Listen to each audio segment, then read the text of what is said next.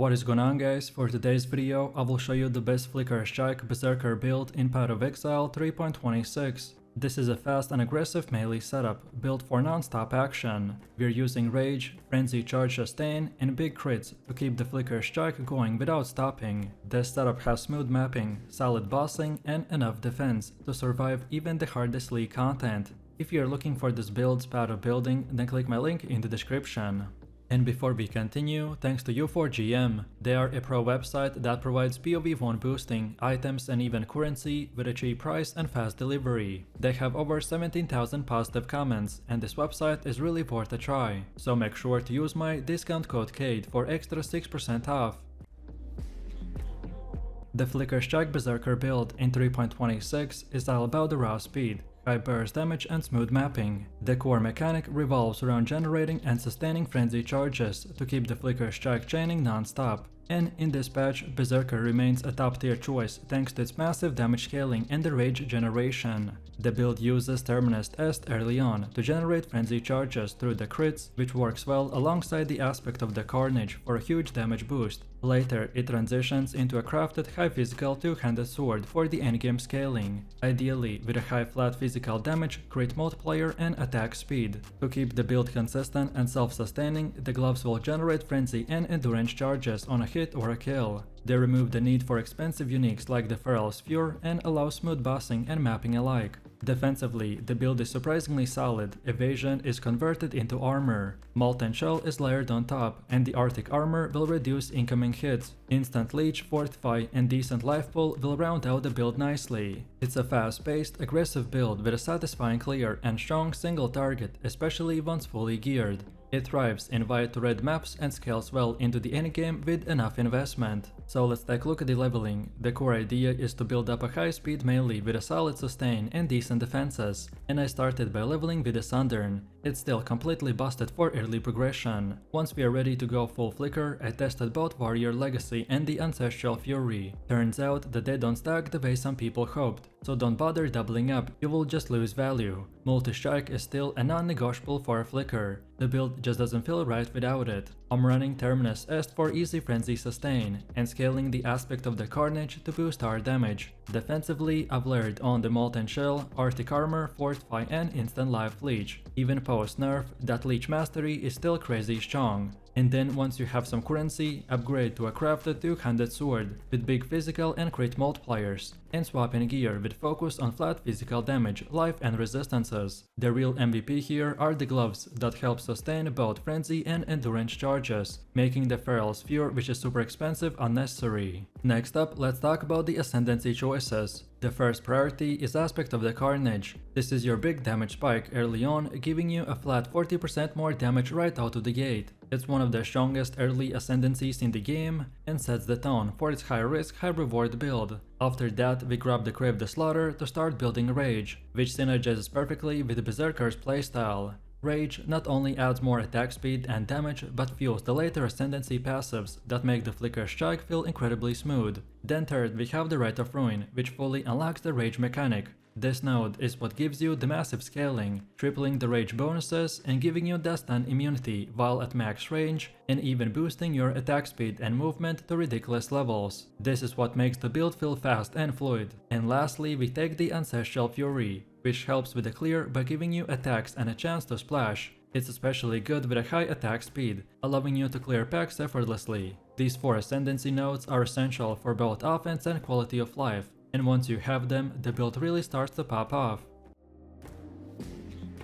Then next we got our skill tree, and it has been optimized to stack damage, speed and sustain to fuel an aggressive Flicker Strike playstyle. As a Berserker, we naturally get ton of attack speed and rage scaling, so the tree prioritizes physical damage, sword nodes and the rage generation. Starting from the Marauder area, we path into the Duelist and the Ranger sides to pick up major sword clusters like the Blade of Cunning and the Slaughter. We also grab key crit nodes to boost the Flicker Strike chance to deal big crits, which will help with the burst and clearing speed. Life is still important. While we rely on leech and recovery, we want to pick up efficient life clusters to maintain survivability. You'll notice a balance between offense and just enough defense to keep you alive while jumping around the screen. The tree supports impale scaling and ensures our accuracy and the crit multipliers are high enough to make each flick count. Timeless Jewels and the cluster sockets are included to squeeze out even more damage and utility. It's tuned for rapid tempo, rewarding you for staying mobile and aggressive.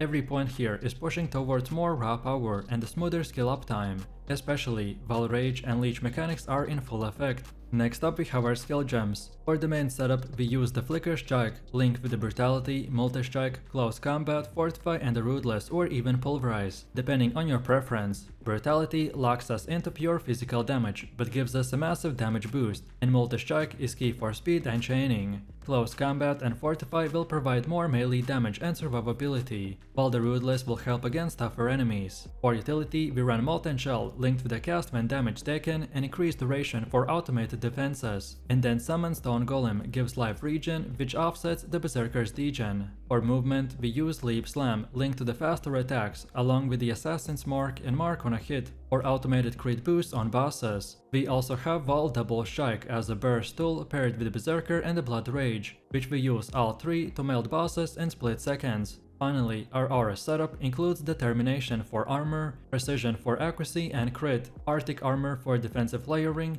and the Hydrosphere for impale support or proximity control in certain boss fights. Next up we have gear. Your gear setup is fine-tuned to maximize DPS and sustain while supporting rage generation and the unique mechanics of the skill. The core weapon is Corruption Stinger, which is the Ezomite blade crafted to pump out massive physical damage and the synergy with the Impale. Terminus Est is also in this build for the frenzy charge generation early on or for budget setups. On the body, the Bronze Light will boost mobility with a huge movement skill buff and attack speed, which is perfect for a Flicker Strike. Then the gloves, the Ceaseless Feast, are used for instant recovery with a life gain on hit and a synergy with the Overleech. Boots and the helmet will offer resistances and some quality of life stats, like the movement speed and life. Accessories like the Mind Noose amulet will help to boost physical damage, crit and accuracy, which are essential for this build's consistency. Then flasks are mostly defensive and utility based, with the Diamond and Amethyst flask helping with the crit reliability and the chaos resistance.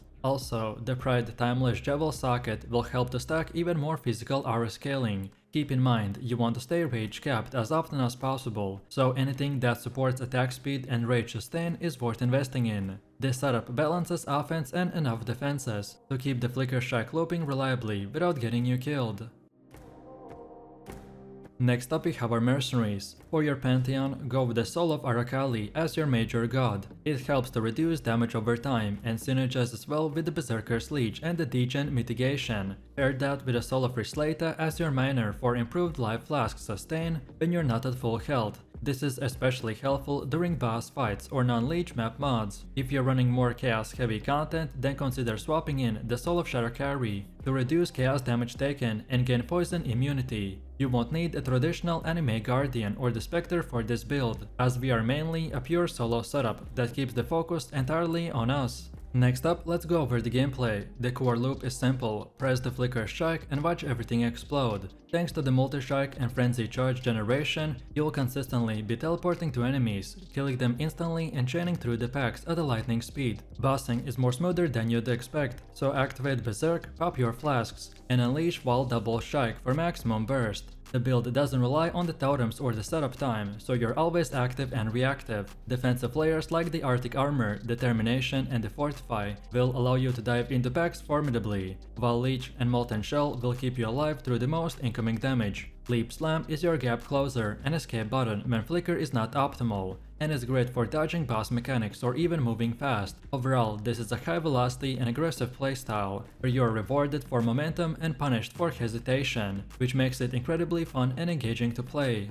And now last but not least, let me tell you a few tips and tricks to keep in mind. First, always keep the Blood Rage up. This is your passive frenzy charge generator, and also gives a small DPS boost. Make sure that you have flasks with reduced charges used or increased duration, so that they stay up longer during big fights. Also, use Leap Slam between the packs to manually position or escape sticky situations. So, let me know what you think about this build in the comments below. If you enjoyed this, then you definitely don't want to miss my previous top 10 best builds video, where I showed even more powerful builds. So click the screen now and I'll see you in the next one.